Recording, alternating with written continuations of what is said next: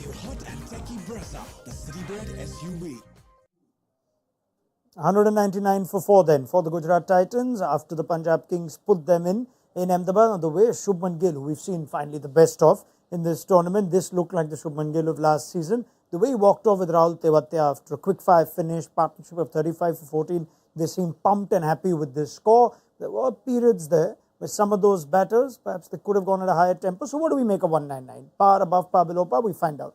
On Maruti Suzuki Arena presents ESPN Cricket for Timeout. Varun Aaron and McClenaghan. Dustin Silgardo is still here and he will continue to provide statements that we have to then work our way to proving him wrong with. Mitch, let me start with you though. Sum up that innings and where you stand on it at halftime. Yeah, look, I think Punjab started well. Gill got away a little bit, but how they contained Saha and Kane Williamson at the top was very good. It was a better bowling performance from the Punjab Kings at the start. And then Sai Sudarshan came in and he was aggressive against spin. He really took on Raza, who was the man they brought in for Liam Livingstone, and he took on Brar as well. So he actually played a really nice role in taking some pressure off Shubman Gill against the spin in that middle period, but it really was the Gill show. He was impressive. Right from the outset, he was striking at 200. I think he finished striking at 187, there or thereabouts. He was high quality tonight. And the gap in the batting lineup that we thought at the start of the game with David Miller being out just gave Rahul Tewatia an opportunity to come in and do what only he can do. And he just played to his strengths. There was some poor bowling mixed in around there, but he was high quality to get them to a score which I think is probably 10 above par. If you 10 look above at par. Yeah, if you're looking at the Punjab Kings batting lineup, I would say they'll be a bit disappointed with how many they let them get in the last little period there. So He's saying 10 above par. Before we started, you made a slightly No, I said I think it's a good total, but I felt like they left some runs on the table. I think they got only 22 runs between overs 14 and 17. Yeah. And there was just this period where Vijay Shankar kind of got stuck. He played 9 balls and only tried 3 attacking shots. And 13.6, 14.6, 15.6, he took singles. So he kept retaining the strike, and as a result, Shubman Gill's only batted 48 balls out of the 120 bowls. So if he had got a bit more strike, I thought maybe they could have got a few more, but of course it's still a pretty good I think it's definitely chaseable. Yeah. It's definitely chaseable, but They're not Punjab are out-batted going to have to bat. Yeah, they're going to have to bat well. Good bowling attack. One of the better bowling attacks the Titans have. Yeah, it's a funny scorecard if you look at it, right? There's Gill, Sai Sudarshan and Rahul Tewatia who strike at 185, 173 and 287. And they amount for, 140 of those runs in very quick time. Then you've got Saha, Sudarshan and Vijay Shankar who are 45 for 45. With Omar Zai still in the shed. If you look back at that innings though, they might still win this, but was that the best use of their batting resources? I would say Omar Zai could have definitely come up top a little bit today. But also, like we said at the start of this game and in our pre-match show, it was an opportunity for Vijay Shankar and Tewatia to come good with Miller not being there. Obviously, again, we knew that Vijay Shankar is going to be entrusted with that role. He was. It didn't come off today. But Tewatia, those 23 runs just might be the difference between both teams if GT win it. Like they say, Shubman Gill has led from the front. He knew that today was the kind of a day where an innings like that was needed from him, with Miller not being there, so that they didn't have that cushion towards the end. So yeah, just Shubman Gill coming good. Sai Sudarshan, as we said, that he can up the tempo whenever he wants. He scored at 174 today, and Tewatia closing it off was brilliant. Yeah, best of Shubman Gill, because he's also a player under pressure, right? He always is almost, and with the captaincy, you're wondering, is that going to affect his batting? This innings would make him feel a lot better too. Yeah, it was a high-quality innings. It really was. I think aided with that fact that he played extremely well was that the wicket is a beautiful batting wicket. And it was shown by, there was a ball off Rabada where he bowled a slow ball bouncer, which was of height, and he tennis racketed it basically down the ground for 4, 1 bounce 4. And it just showed that he's obviously seeing the ball well, but there's not a lot of stop in this wicket. So with Shubman Gill, he was class. And that's what Gujarat Titans need for their side, particularly when you are missing someone like David Miller. Just on the wicket, I think early on they tried a couple of slower balls, but Kane played this one almost late cut of a slower ball. They were saying it was an edge, but it looked more like he opened the face. So that tells you that the wicket's good when you can play slower balls behind the wicket. Right? So, What a player India have on their bench for the World Cup, Dustin, don't they? Shubman Gill. We'll see if he's on the bench, no? We have to You wait. benched him. I thought you... I'd send him to that team as vice captain if it were up to me, but I don't pick the team. Yeah. Yeah, no, Nobody even wants. Nobody's sure, No, I mean, where to Shubman pick Gill up. is a high-class player. He's a match winner, and you want a match winner to play in your first 11. I would love Shubman to play in the first 11. I mean, it's only a half conversation if we then don't Correct. say No, I know. in place of In who. place of who, yeah. And there's Rohit Sharma, Jaiswal, Kohli, and you think, in all seriousness, I mean, I don't mean offense to anybody, but there's every chance that Shubman, if he can't bat in the top 3, let alone the top 2, but he will not be in the squad then, and you're looking at Sharma, Jaiswal, Kohli there. Not necessarily. I mean, you have the IPL. IPL is literally like a trial run up until the World Cup. If Jaiswal falls short of the runs Gill gets, or Gill falls short of the runs Jaiswal gets, then it's an automatic still up pick. for Yeah, it's an grabs. automatic pick with Rohit. Rohit is obviously there. He's been there forever. It's 5 right-handers then, though. That or doesn't 4 or matter. 5 If 5 right-handers can smack all the bowlers out of the park, how does it really matter? Okay, It's a very I like it. RCB type of batting lineup then. A lot of right-handers. That can only lead to... Anyway, but let's look at Punjab's bowling. Another disappointing game for Harshal Patel. We saw a bit of it at the end again, and 4 games in a row now he's conceded well over 40. And what's the biggest thing that you'd sort of find with Harshal Patel, who we keep saying has lost a few tricks perhaps at the death, but one game to the next? What would you be saying to him there? First of all, I feel there's something which is happening which is not letting Harshal get his slower ball out like he was getting it before. That dip we saw on the slow ball, that extra bit of bite off the wicket is lacking. I just feel he might be running in a bit slower because he was like 2 years ago when he was really flummoxing everybody with that slow ball. He was running in really hard and bowling the slow ball as hard as he was bowling his length ball. That's the biggest missing link I feel with Harshal Patel of 2 years ago and Harshal Patel now, because he was just depending on his slow ball and that was working for him. That being said, what's happening with Harshal Patel is he's going for one big over every game. Yeah. He's actually bowling 3 good overs. Then he's going for one big over. He might just have to reassess his plans completely and see where he can plug that gap. Is he the kind of bowler you think who gets in his head a bit? Because there was that one over to Tewatia where Tewatia was moving everywhere in the crease and then he was changing his lines according to where Tewatia was moving. Yeah. We're also wondering about the field. Yeah, I mean, the first ball he bowled a low full toss on the stumps, which is absolute no-no to Rahul Tewatia. So the clarity of plan was definitely there, and then the rest of that over was execution.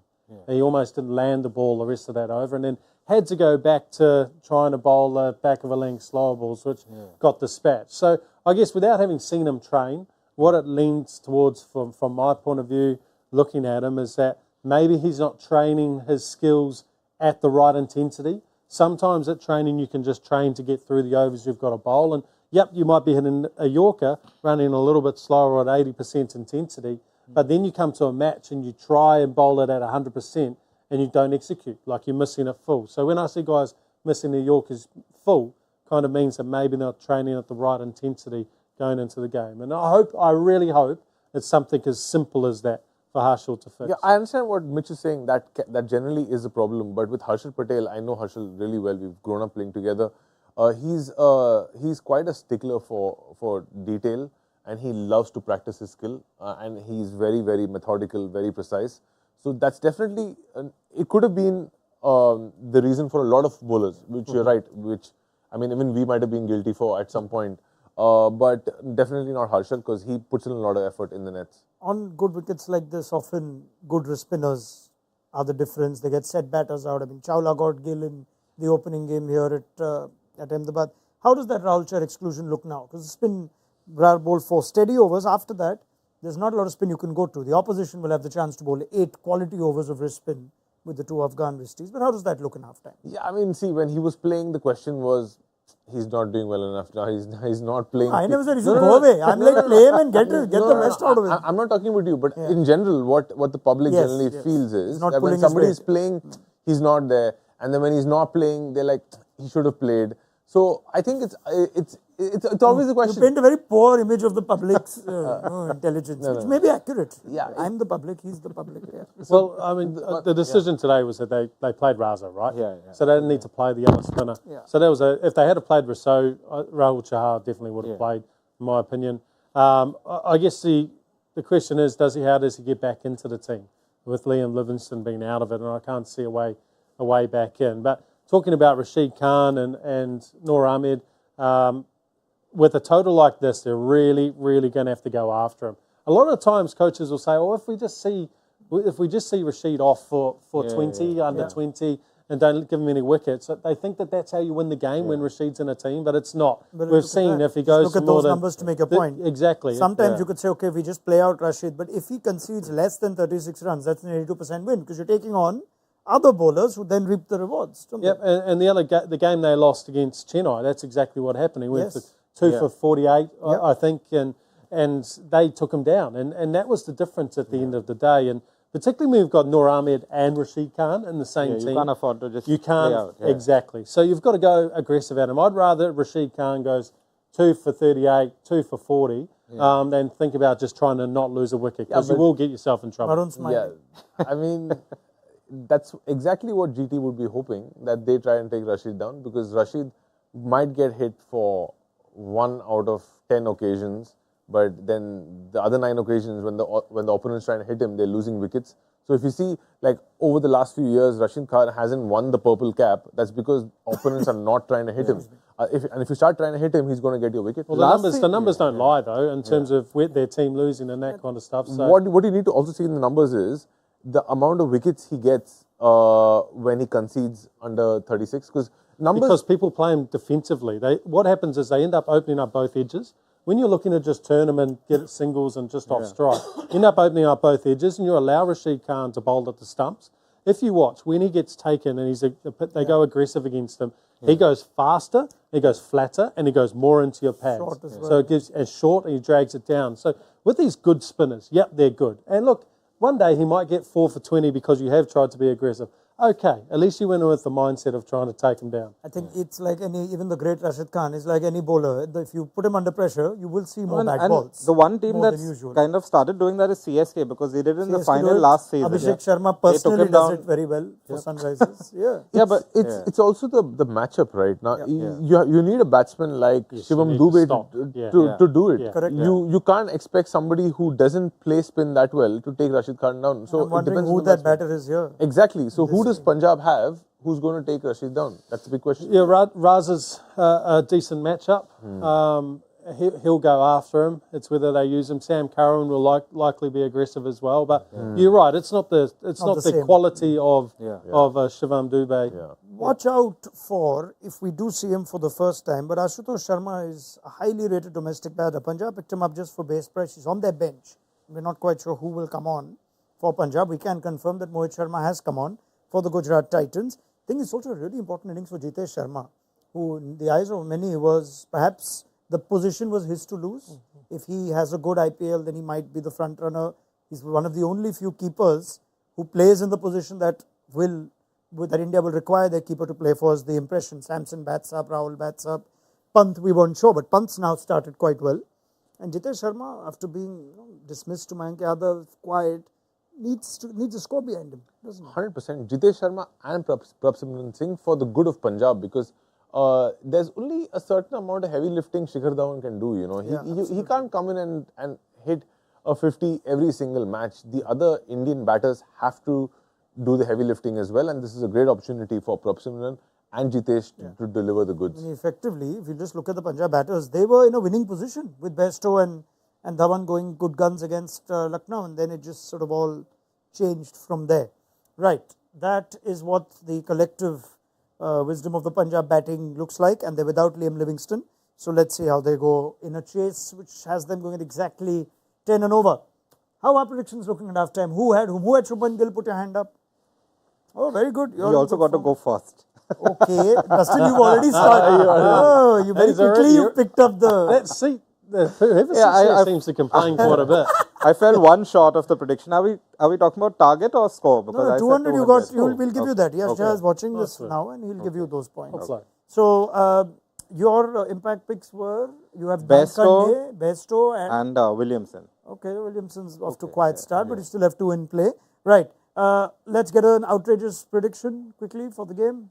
Have you already? Do you all give it for the game or do you all give it for the innings? No, not for the game. Look, I think I think Punjab are going to lose by 20. Lose by 20. Lose by 25. Oh, okay, that's close. Yeah. Well, I had said there'll be a 30-run over, so I'm going to change that. I'll say Rashid will take 4 wickets today. 4 wickets. All right, so what do you say? Sorry? That's because Mitch said they're going to go after him. By the way. I'm just letting both of you know that is at best a safe prediction. So you won't get extra points. for it. Okay, that's as safe as it. Unless you want to go like safe, you'll get like, you know. Okay, outrageous. Shikhar Dhawan will outscore Shubman Gill. Okay, that's good. Omar Zai is going to get 2 wickets today. Okay. Oh, that's another safe prediction. 2 is that safe. 2 wickets. You've got to go 4. Okay, Omar Zai is going to get 2 wickets in his first 2 overs. How about that? Now Yeah. we're talking. Okay. Mr. Silgardo, would you like to fancy? I've already done. I said 30-run over. I think 30 Rashid run will over, take yeah. 4. Rashid will get taking hit for a 4. 30-run over. I listened to both their points and I said, okay, they're going to go after Rashid and he's going to get wickets. So, Yes, 4 4 wickets for wickets. Rashid. 4 for Rashid. All right, thank you very much to Dustin, Mitch and Varun. More from them at the end of the game on Maruti Suzuki Arena presents ESPN Cricket for Timeout. Download the mobile app if you haven't already. Lots happening in the IPL and we will see what the points table looks like after this one. But should be a good game if Punjab even get close. Join us after that.